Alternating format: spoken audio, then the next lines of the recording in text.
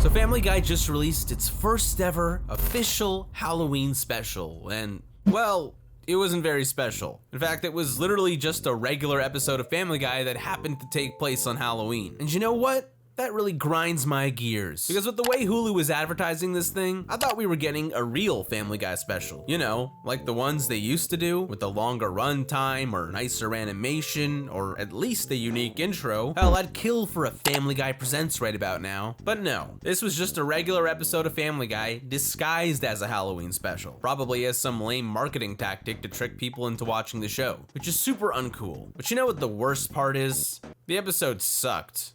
If you come near me, you're saying you're okay with getting hit? Yeah, everybody has a plan until they see the husky kid in the Halloween store going absolutely nuts with nunchucks. Yeah! Now I'm just gonna take a wild shot in the dark here and guess that you probably aren't very surprised to hear that the episode was bad. You know, mostly because the show has totally sucked ass for the last decade or so. But let me tell you something. Even though at this point, modern Family Guy is just a giant punching bag that people love to shit on, there was a time when the show was great. A time when the characters were likable. A time when Mila Kunis didn't get paid $50,000 per line. No, I'm serious. She makes about $200,000 per episode, and she said 4 lines in this special. So yeah, she makes about $50,000 per line. Now, I get the feeling that I'm not alone when I say that I'd love to see Family Guy become a good show again. I mean, I doubt it'll ever happen, but I'd love to see it. And I think that the network execs and whoever else profits off the show knows that people like me exist. Jaded fans that would tune back into the show if only it could be good again. If only it would do something special. Every year I enter Quahog's Great Pumpkin Halloween Contest and get creamed by that dang Patrick McCloskey. Guy's got the best soil in town. He's over there on the east side. You know what that means. I think you know we don't. A Joe episode? They gave us a Joe episode? The Hulu exclusive Halloween special is a Joe episode? Are you Look, I got nothing against Joe. In fact, I think he's actually ripe with potential story opportunities. But a pumpkin competition? Really? And again, this is the episode you decided to release as an exclusive special? Who would care about that? Who could care about that? Especially when the B-plot to this thing is the far more interesting premise of Stewie bringing Rupert to life.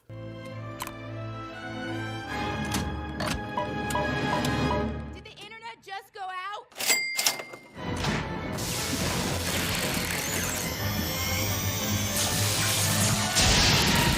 This episode is split into 2 main stories. There's Peter helping Joe cheat at the pumpkin contest after the guys accidentally break his prize pumpkin, and then there's Stewie bringing Rupert to life because Brian refused to hang out with him on Halloween. And as you might expect, the pumpkin contest thing is not very interesting at all, but the Rupert story kind of is. The idea is that Stewie brings Rupert to life because he's angry at Brian for ditching him on Halloween. But when Rupert becomes conscious, he immediately makes it his mission to kill Brian, forcing Stewie to stop him before it's too late. Now, as a premise, there's definitely some potential here. Rupert has pretty much been around since the beginning of the show, and the idea of him finally coming to life is actually really intriguing. But unfortunately, the idea is completely wasted by a mostly boring story and a serious lack of screen time for Rupert. Like, I'm sure you've noticed I'm using a lot of the same shots of him, and that's because there aren't many shots of him. He's barely in the episode. Because, you know, they had to make way for Joe's pumpkin contest.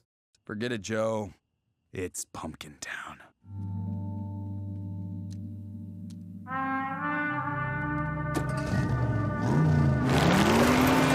So glad we got to see that instead of good TV. Now obviously, the episode should have solely focused on the Stewie, Brian, and Rupert story. That way we could have seen more of Rupert and explored his relationship with Stewie in a much deeper way.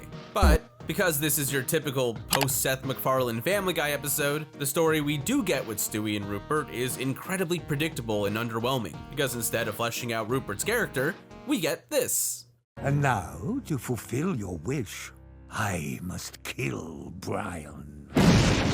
But first, I must kill this bag of Doritos. Family Guy. It was either this or we fire 3 writers. Now at this point in the story, Stewie doesn't know that Rupert has come to life yet, so the next time we see him, he doesn't actually get any real dialogue because the focus is on his attempts to kill Brian. Which means that in this B-plot's already short runtime, even less of it is spent with Rupert saying words. But that all changes on Halloween night when Stewie finally gets to meet him for the first time.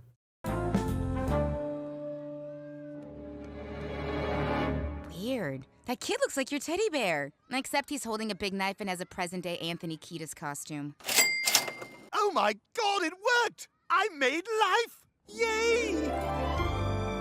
Rupert, you're alive! Thanks to you. This is amazing! And we have so much to talk about! Ah, that first 5 seconds of their meeting. So much promise. Stewie and Rupert getting to finally hang out with each other for real is such a fun concept. It makes me want to see what their friendship would be like, what kind of shenanigans they get up to, how the rest of the family, or at least Brian, would react to it all. But instead, about 2 seconds later, Rupert says this. I can't wait to join you. Right after I find and kill Brian.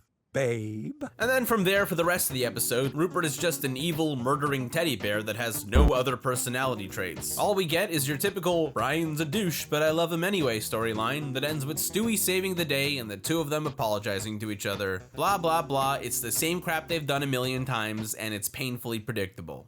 You chose me and saved my life. You're my best friend, Bri. I'm really sorry I put you through this. I was pretty selfish too. I should have made time to take my best friend trick-or-treating. Now, is this episode all bad? No. There are a few jokes I liked here, like when Stewie pulls up Brian's Instagram, the Anthony Bourdain joke got a good laugh out of me. In fact, I've always felt that throughout these newer episodes, they generally do a good job at making fun of how cringe Brian's character can be. I placed the vape pen on Nelson Mandela's grave and knew that we were both now, in a sense, finally free. The beginning.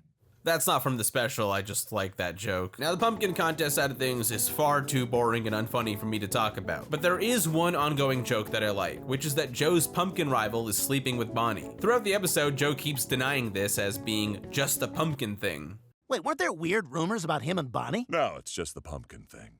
Plus, I want to beat McCloskey for you. I heard about him and Bonnie. I don't know what people are hearing. It's just pumpkin stuff with us. Now, that joke in itself is not really that funny the first couple times it comes up, but when they finally get to the contest, they do one last variation on it, and it's actually a pretty decent gag. It's just pumpkin stuff, Joe. Oh, good. See, fellas, pumpkin stuff. That's pretty good. That made me laugh. Oh, and the Yeezy joke was pretty alright too. Uh-oh. We wrecked Joe's pumpkin. And my sneakers. Cleveland, are those Yeezys? They're cheaper now. But yeah, in my opinion, that's about all the good this episode had to offer. The rest was filled with mediocre storytelling and run-of-the-mill Family Guy jokes that are mostly forgettable. And you know, that might have been fine if this was just billed as a regular episode, which is what it actually is. But because they decided to make it a Halloween special, viewers are coming into it with raised expectations. And that's not something you want to do if you aren't gonna follow through with it. Because when you hype something up for increased viewership, you either deliver on the goods and earn new viewers for the show, or you fail to meet expectations and risk losing existing viewers by letting them down, which sadly is probably what ended up happening here. Now, I've been doing a lot of complaining, but I can't deny that Rupert coming to life is actually a pretty good concept. And so just for fun, I'd like to reimagine this special for a moment. This is how I would have done things if I was a writer on Family Guy. First of all, I wouldn't make this a Halloween special because I think Rupert coming to life works just fine on its own. Second of all, I wouldn't have cast him to sound like an evil British person, though I get why they did it since Stewie has a British accent himself. Have you spent much time in Britain, then?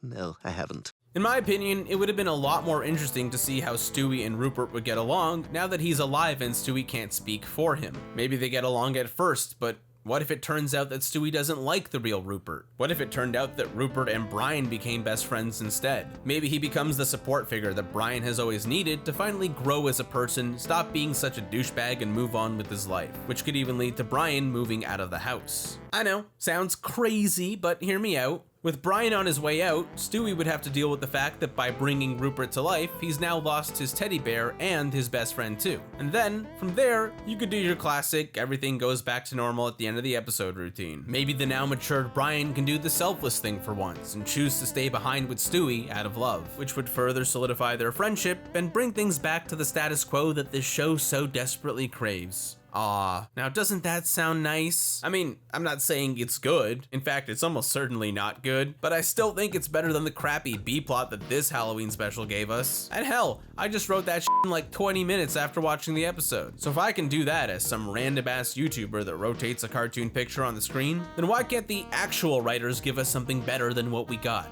Honestly, at this point, I have little to no hope that the show will ever be consistently good again. I mean, I'm sure it'll have a few gems come out from time to time. Hell, I've even made a video about some of those gems, but I just don't see it ever reaching the consistency it used to have before season 10. That kind of just seems like a nostalgic pipe dream at this point. But hey, who knows? People are saying that The Simpsons has been in a renaissance period lately, and that only took them about 20 years. So maybe, if we wait long enough, anything can happen.